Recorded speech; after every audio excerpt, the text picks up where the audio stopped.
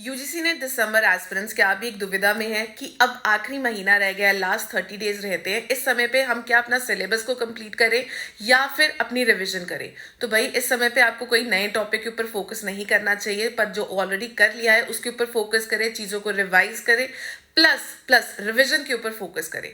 दूसरा, क्या मैम हमें क्वेश्चंस करने चाहिए? डेफिनेटली आपको प्रीवियस ईयर क्वेश्चंस प्रैक्टिस करने चाहिए। अगर मैं पेपर 1 की बात करती हूँ तो एटलीस्ट पिछले 5 सालों के पीवाईक्यूज को प्रैक्टिस करें, और अगर पेपर 2 की बात करते हो कम से कम पिछले 10 सालों की क्वेश्चंस की प्रैक्टिस करें, क्योंकि बहुत सारे जो आपके क्वेश्चंस हैं वो रिपीट हो रहे हैं प्रीवियस ईयर क्वेश्चन से, या फिर आपके जो टॉपिक्स हैं वो रिपीट हो रहे हैं।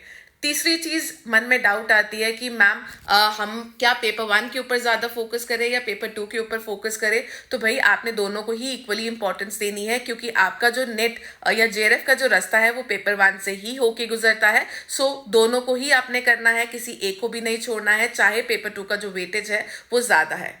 और लास्ट में जो दुविधा आती है कि मैम टेंशन बहुत होती है, कई बार सही क्वेश्चंस भी हम गलत कर देते हैं, तो भाई यहाँ पे आप मॉक टेस्ट या फिर स्पीड मैनेजमेंट की भी प्रैक्टिस करें, क्योंकि बहुत बार ऐसा होता है कि एग्जाम में आप पूरे पेपर को समय से खत्म ही नहीं कर पाते हैं।